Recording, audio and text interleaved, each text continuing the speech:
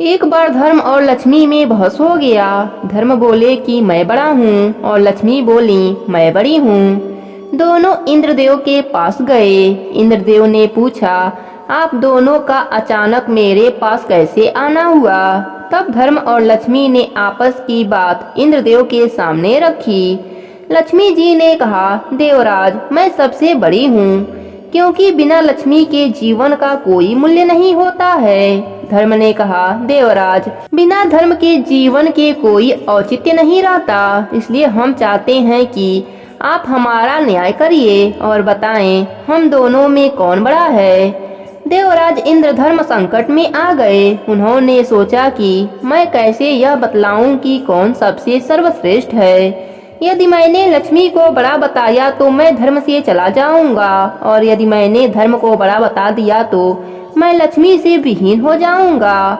वह बहुत सोचे पर कुछ भी हल नहीं निकाल पाए। आखिरकार इंद्रदेव ने कहा, मुझसे भी ज्यादा न्यायप्रिय धरती पर एक राजा हैं। उनका नाम विक्रमादित्य है। आप दोनों उनके पास जाओ और उनसे अपना न्याय करवा के आओ।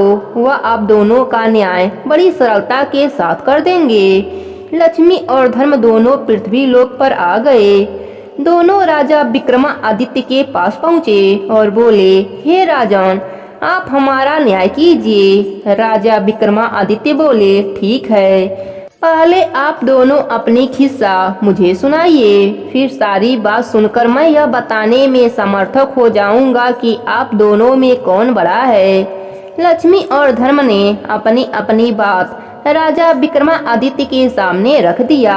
लक्ष्मी बोली, राजन, अगर मनुष्य के पास मैं नहीं हूँ तो उसका जीवन अर्थहीन हो जाएगा, इसलिए मैं खुद को सबसे बड़ा बता रही हूँ। धर्म बोले, हे राजन, बिना लक्ष्मी के जीवन चल सकता है, पर धर्महीन होने के बाद मनुष्य के जीवन का अर्थ समाप्त हो जाएगा। इसलिए हे राजन, आप हम दोनों का न्याय कीजिए और बताइए कि हम दोनों में कौन बड़ा है।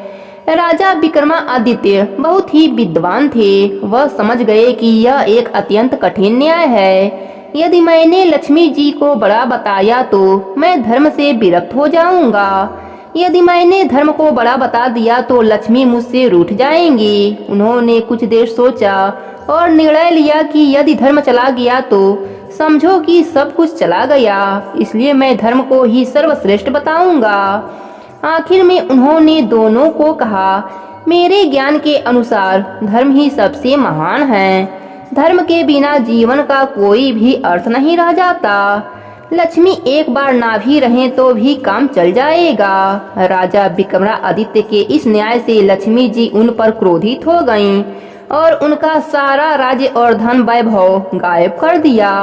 राजा दर-दर के भिखारी हो गए। वह वहां से चलकर एक नदी के पास आए। सोचा, चलो नदी से कुछ मछलियां पकड़ ली जाएं। उन्होंने नदी से कुछ मछलियां पकड़ी, फिर उन्हें भूनकर नदी के किनारे रख दिया ताकि स्नान के उपरांत में उन मछलियों को खाऊंगा। लेकिन जैसे ही वह नहाकर बाहर आए तो देखें कि सारी मछलियां जल में कूद गईं। वह समझ गए कि यह सब लक्ष्मी जी के क्रोध के कारण हो रहा है। वह कुछ नहीं बोले। भूखे ही वह अपने बहन के यहाँ चल पड़े। उनकी बहन को वहाँ के लोगों ने बताया कि तुम्हारा भाई तुमसे मिलने के लिए आ रहा है। बहन ने पूछा कि भाई कैसे आ रहे हैं। लोगों ने बताया कि वह फटे हाल वस्त्रों में पैदल आ रहे हैं। उसने कहा कि उसे घोड़ों के अस्तबल में ठहरने को कहो। राजा को घोड़ों के अस्तबल में ठहराया गया। वह खाने के लिए उन्हें चोकर की रोटी दी गई। वह तो समझ गए कि यह सब लक्ष्मी जी के नाराजगी का असर है। उन्होंने वहीं जमीन में गड्ढा खोदकर वह रोटियां गाड़ दी और बोले कि हे धरती माँ, मैं जब दोबारा यहाँ आऊँगा तो आप यह रोटी इसी स्थिति में संभाल कर रखे रहना। फिर वह किसी को कुछ बताए बिना वहाँ से रवाना हो गए। अगले दिन सुबह वह अपने एक मित्र के पास पहुँचे। मित्र ने उनका बहुत स्वागत किया।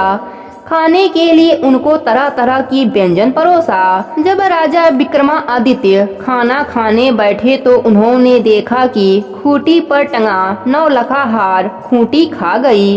वह समझ गए कि यह भी लक्ष्मी जी की चाल है, इसलिए उन्होंने अपने सफाई में कुछ नहीं कहा। मित्र जानता था कि राजा ऐसा नहीं कर सकता, पर उसके आसपास के सभी लोग राजा पर चोरी का लांछन लगाने लगे। वहां से राजा चलते हुए दूसरे शहर में आ गए। चलते चलते थक जाने के कारण उन्होंने सोचा कि क्यों ना किसी वृक्ष के नीचे थोड़ी देर सो लिया जाए। उधर चोरों ने उस राज्य के राजा के महल में चोरी की थी। वह धन लाकर विक्रमादित्य के पास रख दिया। उस राजा के सैनिक चोरों के तलाश में जब वहां पहुंचे तो देखा कि सारा धन विक्रमादित्य के पास पड़ा था। उन्हें लगा कि यही चोर है। उसको पकड़कर राजा के पास ले गए। राजा ने पूछा कि क्या तुमने ही धन चुराया है? विक्रमादित्य ने कहा कि राजन, यह धन मैंने नहीं चुराया है, पर उसको अपनी बात के सत्यता को सिद्ध करने के लिए कोई साक्ष्य नहीं था। इसलिए राजा ने सजा के रूप में उसके दोनों हाथ पांव कटवाने का हुक्म दे दिया। सैनिकों ने उसके दोनों हाथ पांव काट दिए और बाजार के बीचों बीच उन्हें फेंक दिया। साथ ही उसके पास एक जूता रख दिया गया और वहां लिख दिया गया कि जो भी इधर से गुजरे उन्हें 5 जूता अवश्य मारे। जो भी राही वहां से गुजरता उन्हें 5 जूता अवश्य मारता। एक बार उस राज्य का एक तेल निकालने वाला तेली उस राह से गुजर रहा था, जहां पर राजा घायल अवस्था में पड़ा था। राजा ने उससे कहा कि हे मित्र, मेरे पांव पर मक्खियां बैठ रही हैं जो मुझे पीड़ा पहुंचा रही हैं, इसलिए यदि तुम मुझे थोड़ा तेल लगा दो तो तुम्हारा बहुत ही उपकार होगा। तेली हंसा और बोला, एक तो मैं तुम्हें जूते का सजा नहीं दे रहा हूँ और ऊपर से तुम मुझसे तेल का आशा करते हो। राजा ने उससे प्रार्थना की। वह एक दयालु व्यक्ति था। उसने थोड़ा तेल उसके घाव पर लगा दिया। उस दिन जब वह तेल बेच रहा था तो उसका तेल शाम तक बेचने के बाद भी उतना ही रहा। उसे तो बड़ा आश्चर्य हुआ कि आज ऐसा क्या हुआ कि मेरे घड़ा का तेल समाप्त नहीं हो रहा है। उसके समझ में आ गया कि यह सब उस घायल व्यक्ति के कारण हो रहा है। वह कोई देव आत्मा है। तेल बेचने वाला तेली जब घर पहुंचा तो बहुत प्रसन्न था। उसकी पत्नी ने प्रशंसा का कारण पूछा। उसने सारी बात विस्तार से बताया और बोला कि वह व्यक्ति कोई दिव्य आत्मा है। पत्नी ने कहा कि आप किसी प्रकार उस व्यक्ति को अपने घर लाओ। वैसे भी हमारे कोई संतान नहीं है, इसी बहाने हमें संतान सुख भी प्राप्त हो जाएगा। लेकिन राजा से पूछे बगैर हम उसे कैसे ला सकते हैं, इसलिए पहले हम राजा से पूछ लेना चाहिए। तेली ने अपने पत्नी को समझाया। वह बोली, आप कल सुबह जाकर राजा से बात कर लो, अब देरी करना उचित नहीं है। अगले दिन प्रातःकाल वह राजा से मिलने पहुंच गया। राजा ने आने का कारण पूछा तो वह बोला, मालिक, यदि आप आज्ञा दे तो मैं उस लूले लंगड़े व्यक्ति को अपने घर ले जाऊं। हमारे कोई संतान नहीं है, इसलिए हमारी इच्छा है कि हम उसको अपने साथ रखकर संतान सुख प्राप्त करेंगे। राजा कुछ देर सोचता रहा, फिर बोला, वैसे भी वह व्यक्ति हमारे लिए किसी काम का नहीं है, इसलिए तुम उसको अपने घर ले जा सकते हो। राजा की आज्ञा मिलते ही वह राजा विक्रमादित्य को अपने घर ले आया। जैसे ही राजा विक्रम उसके घर पहुँचे, उसके हर कार्य अच्छा होने लगा। जितनी वह तेली सेवा करता उतना समृद्धि बढ़ने लगा। इधर राजा के राजकुमारी बहुत ही विदुषी थी। वह लगभग हर कला में पारंगत थी। शाम को दीपक राग गाकर दिए प्रज्वलित कर देती और फिर वह जब रात को दिए बुझाती तो विक्रमादित्य फिर दीपक राग गाकर दीपक प्रज्वलित कर देते। ऐसे ही जब 2-4 दिन तक हुआ तो राजकुमारी को विश्वास हो गया कि राज्य में ही कहीं विक्रमादित्य रहते हैं, क्योंकि दीपक राग गाने वाला गिनती के ही लोग हैं जिनमें विक्रमादित्य सर्वश्रेष्ठ हैं। उधर राजा ने राजकुमारी का स्वयंवर रचवा दिया। दूर दूर के राजाओं और राजकुमारों को आमंत्रित किया। जिस दिन स्वयंवर था उस दिन विक्रमादित्य ने तेली से कहा कि हे पिताश्री, मैं भी स्वयंवर देखना चाहता हूँ, इसलिए आपसे प्रार्थना है कि मुझे उस स्थान पर ले चलिए। तेली ने समझाया कि तुम चल फिर नहीं सकते तो बताओ कैसे जाओगे, पर विक्रमादित्य हट पर अड़े रहे। तब तेली ले जाने को राजी हो गया, बोला कि कल तुम्हें समय पर स्वयंवर दिखाने ले चलूंगा। थोड़ी देर बाद राजा के यहाँ से यह संदेश आ गया कि उन्हें 100 घड़ा तेल सुबह तक चाहिए। तेली ने कहा, भाई यह कैसे संभव हो सकता है, यह तो बहुत ज्यादा है। वह बोला, मैं कुछ नहीं जानता, राजा का आदेश है, आपको यह करना होगा, वरना आप सजा के लिए तैयार हो जाना। तेली बहुत तनाव में आ गया, यह तो असंभव कार्य है। वह दुखी था। तभी विक्रमादित्य ने पूछा, पिताश्री आप इतना चिंतित क्यों हैं? तेली ने अपनी चिंता का कारण बताया। विक्रमादित्य ने कहा कि आप उनसे 100 घड़ा मंगवा लें और चिंता न करें, मुझ पर विश्वास रखें, कल हम उन्हें 100 घड़े तेल अवश्य दे देंगे। तेली को विक्रमादित्य के शक्ति का भास था। उसने राजा को कहकर 100 घड़े मंगवा लिए। रात में विक्रमादित्य तेली से बोले, आप दोनों आराम से सो जाओ, मैं रात में 100 घड़े तेल निकाल दूंगा। तेली की पत्नी बोली, बेटे तेरे हाथ पाँव नहीं हैं, बताओ तुम कैसे बैलों को चला पाओगे? विक्रमादित्य ने कहा, माँ तुम निश्चित होकर सो जाओ, मैं सब कार्य कर लूंगा। रात में विक्रमादित्य ने 100 घड़े तेल निकाल दिए। सुबह जब राजा के व्यक्तियों ने देखा तो आश्चर्यचकित रह गए। तेली को पूर्ण विश्वास हो गया कि यह लड़का जरूर कोई देवता है, इसलिए अब कोई चिंता नहीं करनी चाहिए। तेली ने विक्रमादित्य को नहला धुलाकर नए वस्त्र पहना दिया, फिर उनको ले जाकर स्वयंवर घर के एक कोने में बैठा दिया। कुछ समय उपरांत राजा और राजकुमारी आए। राजकुमारी उन सब में राजा विक्रम को खोजना शुरू कर दिया। उसे राजाओं में कोई ऐसा दिखाई नहीं पड़ा जो विक्रमादित्य जैसे लगे। तभी उनका निगाह दूर बैठे अपंग व्यक्ति पर गई। उसे उसका तेज दिखाई पड़ा। राजकुमारी समझ गई कि यह विक्रमादित्य हैं। फिर क्या था, वह जयमाला लेकर उनके तरफ चल पड़ी। पास पहुंचकर माला उनके गले में डाल दिया। सभी लोग आश्चर्यचकित हो गए। आखिर राजकुमारी ने ऐसा क्यों किया? राजा ने कहा कि राजकुमारी का तबीयत ठीक नहीं है, इसलिए उनसे ऐसी गलती हो गई है। फिर राजकुमारी को पंखा दिया गया, जल पिलाया गया, फिर से माला लेकर भेजा गया, पर राजकुमारी फिर माला विक्रमादित्य के गले में डाल दिया। वहां उपस्थित जन समूह को लगा कि राजकुमारी का दिमाग सही नहीं है, इसलिए वह इस प्रकार का व्यवहार कर रही हैं। इतनी सुंदर राजकुमारी आखिर क्यों एक अपाहिज के गले में माला डाल रही हैं?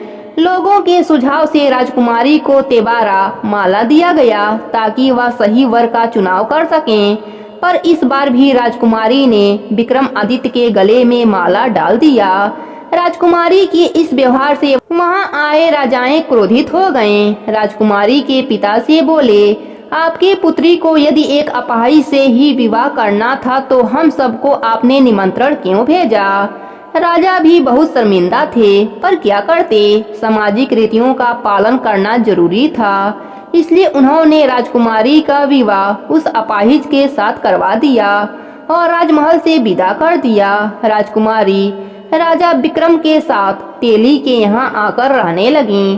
तेली व उनकी पत्नी इस बात से चिंतित थे कि राजकुमारी आखिर उनके साथ कैसे रह पाएगी, पर राजकुमारी ने उनके चिंता को निरर्थक साबित कर दिया। वह उनके साथ सरलता के साथ रहने लगी। एक दिन विक्रमादित्य ने राजकुमारी से कहा कि आज उनको हिरण का मांस खाने का मन है, आप जाकर अपने भाइयों से हिरण मांग कर लाएं। राजकुमारी का तो मन नहीं था कि वह भाइयों से कुछ मांगे, पर वह अपने पति के इच्छा का हनन भी नहीं कर सकती थी, इसलिए वह मन मारकर वह अपने भाइयों के पास गईं। जब उनके भाइयों ने उनसे आने का कारण पूछा तो उसने बताया कि उनको हिरण खाने का इच्छा है। इस पर भाभियों ने कहा, जब हिरण के मांस का इतना ही शौक था तो किसी अच्छे व्यक्ति को चुनती। राजकुमारी उनकी जली कटी बातें सुनकर वापस आ गई। उसने सारी बातें विक्रमादित्य को बताई। विक्रमादित्य ने कहा कि कोई बात नहीं, तुम उनसे तलवार व घोड़ा मांग लाना। राजकुमारी जब जाने लगी तो फिर राजा विक्रमादित्य ने कहा, अगर तलवार और घोड़ा कोई दिक्कत करे तो यह रुमाल उन्हें दिखा देना, वह चुपचाप आ जाएंगे। जब राजकुमारी वापस महल पहुंची तो उसके भाभियों ने उसका फिर मजाक उड़ाया। राजकुमारी बोली कि इस बार मैं हिरन का मांस नहीं, घोड़ा और तलवार लेने आई हूँ। तलवार और घोड़े ने भी वहाँ आतंक मचा रखा था, कोई उसके करीब नहीं जा पा रहा था। राजकुमारी ने जब उनकी मांग की तो भाभियों ने सोचा कि अच्छा है, उनका शिकार बन जाएगी, इससे हमें सुकून मिलेगा। उन्होंने सहज भाव से दोनों चीजों को ले जाने को कह दिया।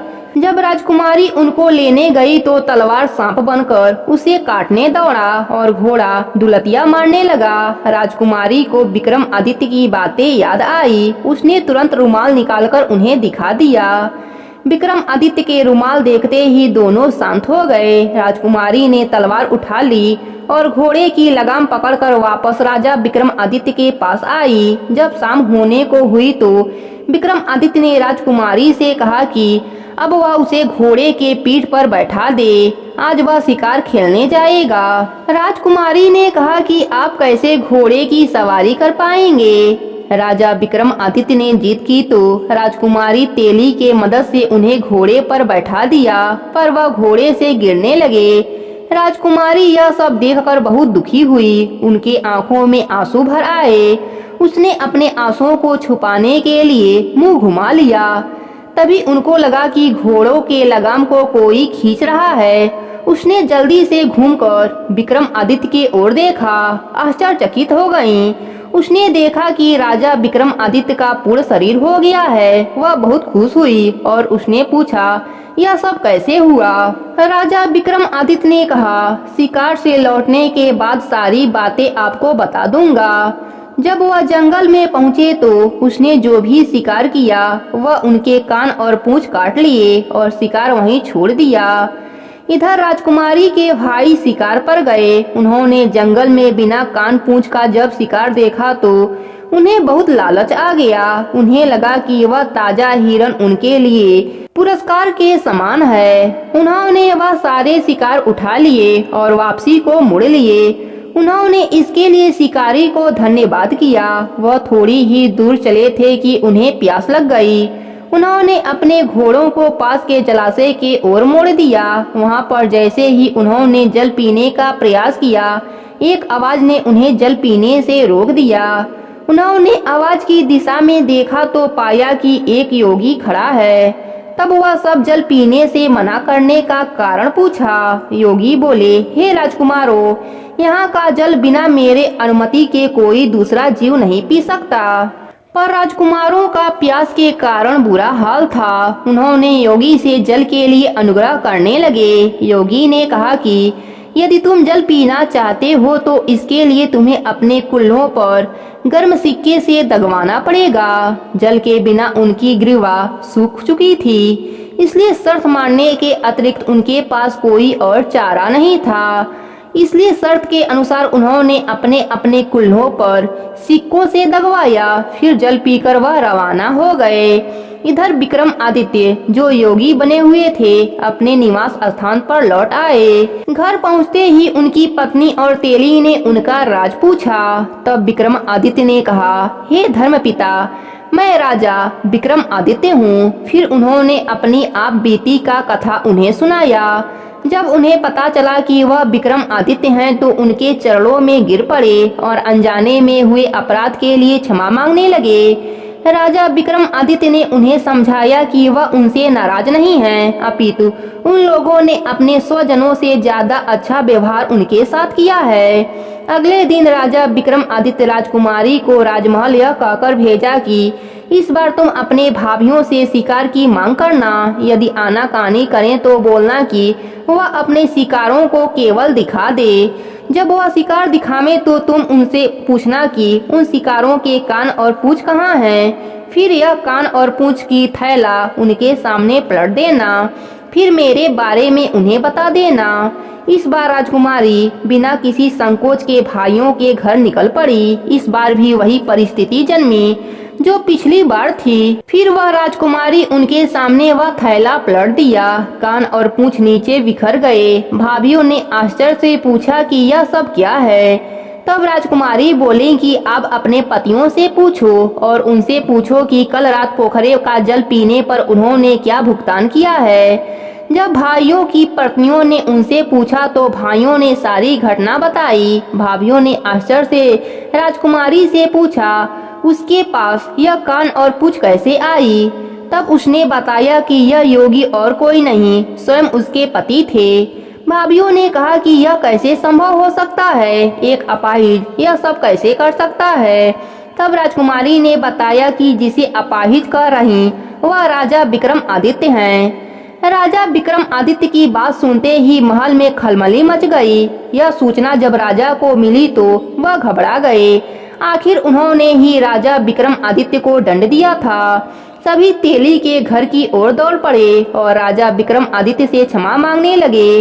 राजा विक्रमादित्य ने सभी को कहा कि आप लोग दुखी मत होइए, यह मेरे धर्म की परीक्षा थी, इसलिए आप लोगों की मति घूम गई थी। मैं आप सब से नाराज नहीं हूँ।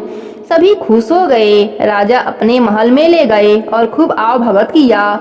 कुछ दिन वहां रहने के बाद राजा विक्रमादित्य ने वहां से विदाई ली।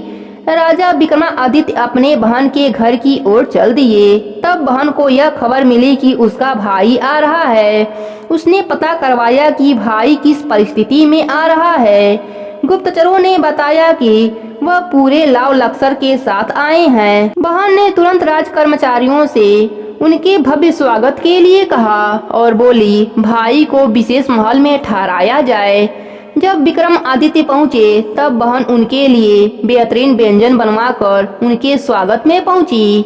राजा विक्रमादित्य भोजन करने से मना कर दिया और बहन को लेकर घोड़ा अस्तबल में पहुंचे।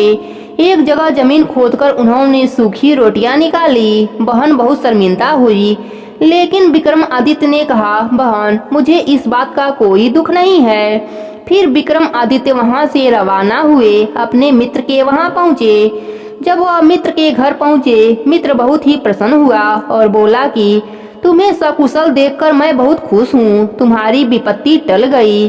आज रात मेरा अतिथि स्वीकार कर लो। राजा विक्रमादित्य ने कहा कि मुझे खुद ही तुम्हारे यहाँ रुकने की इच्छा थी। वह विक्रमादित्य को लेकर अपने विशेष कस्म में पहुंचा। वहां दोनों के मध्य पुराने दिनों की चर्चा हुई। रात को खाने समय विक्रमादित्य को भोजन परोसा गया, जहां पर खूंटी ने हार निगला था।